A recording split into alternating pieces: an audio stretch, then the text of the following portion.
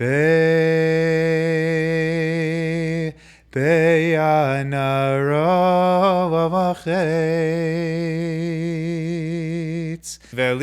kadisha kadisha yakirana emartush bechon. Have you ever experienced this? Probably. Let's see if this is familiar to you. You walk into a shul, and instantly the boredom sets in. It's like there's a pall that's set over the entire room. And despite the fact that people seem to be sentient, it seems hard to find any other signs of life. We have the option every moment, whether to remain passive and relatively inert, or to get up, sing our songs, bring our souls and spirits into our bodies, and really live.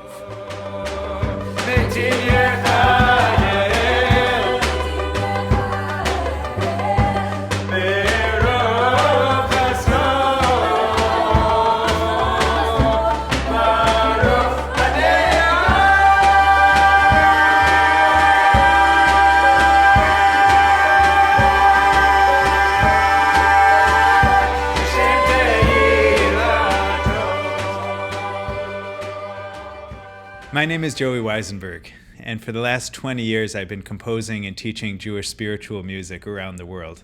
My German grandmother had a favorite and really terrible insult, which was to call somebody a piece of meat with eyes. Ein Stück Fleisch mit Augen. Usually she employed this tasty phrase under her breath to diminish men who took up too much space without very much merit. But in some ways, a piece of meat with eyes can accurately depict all of us. This reminds me of one of my favorite stories from the Tanakh.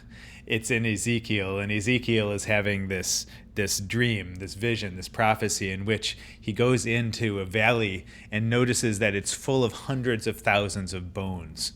And he has a vision in which all of the bones are rattling their way back into their skeletons, and the meat is coming onto the bones, and the sinews connects the meat, and the skin covers over the flesh.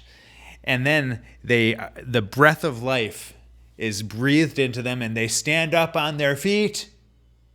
And that's the end of the story. The Talmud asks, so Nu, what happened next? And the Talmud answers its own question.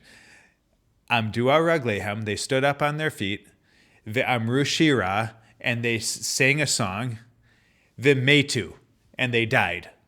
What I love about this is that the essence of being alive seems to be that you're able to stand on your feet and sing your song. It's our job to take the skeletons and structures of life and to breathe the spirit into them so that they really become alive and so that we are living. A person is really just a piece of meat with eyes, and a melody is just black dots on a page, and a prayer is just black letters in a book. All completely unanimated. If those are the cold facts, we want to warm them up, okay? We want the notes to jump off the page and spring into action. We want them to dance and wobble. We want them to move us. And we want the prayers that are inspired by those melodies to pour out of us and pour off the page and be reanimated by the melody and have that all the prayer and all of the melody reanimate us. Just hearing a few notes can cause our souls to quiver, and our prayers open up, and suddenly we're alive too, just as the melody is. By the way, if you're enjoying this video, please subscribe to the channel below. It really helps us to spread these ideas in the world. And also visit songisprayer.com for so much more on Jewish spiritual music. Let's take an example of a melody that sometimes needs to be brought to life in synagogues. You hear all the time when the Torah is being taken out of the ark, you hear the song that goes, Be beya narachetz velishme kadisha kadisha yakira naemar tushbechon yehi rava kadamach. And it goes on and on like that, enough to really put you right to sleep. But hidden inside of those notes is a remarkable melody just waiting to come to life so that it comes out more like this. Be be'anaravavachetz v'lishmei kadisha Kadisha Yakira Ana Emar Tush Bechon. Sometimes it's just slowing down the melody so that each note has a chance to live. Each phrase has a chance to affect our hearts that way. So you might think that slowing things down makes it more boring, but often it's the opposite. Sometimes when we slow down, we're able to really feel the essence of a melody.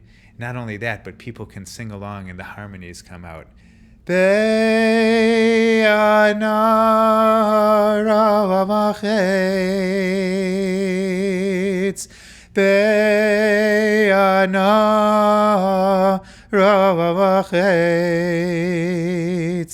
Velishmei Kadisha Kadisha Yakira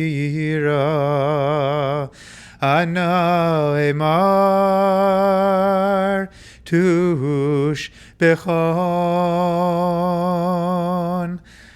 I love this melody.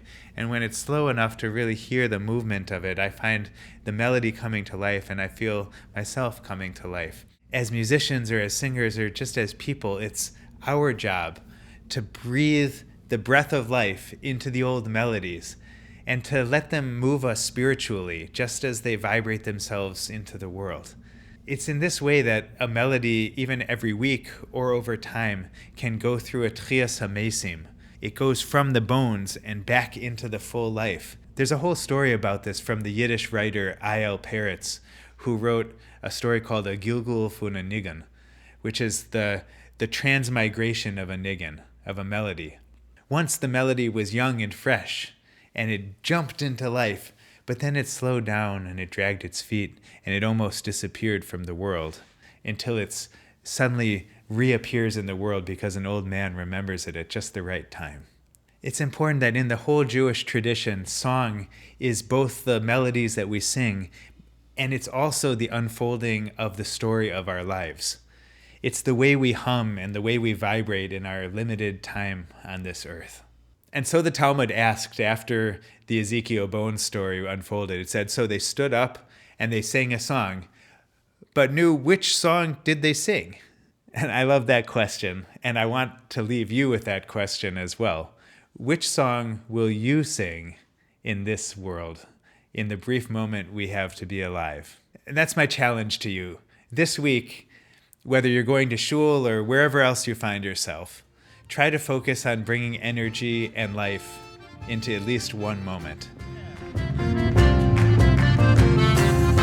Go v'leish chesed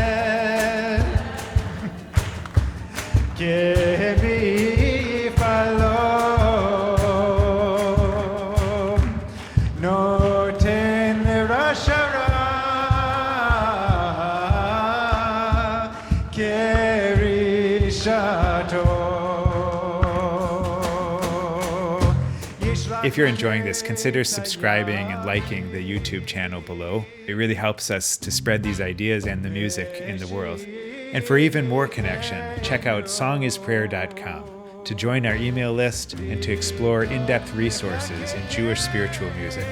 The link is down below. I'll see you next time. Enjoy.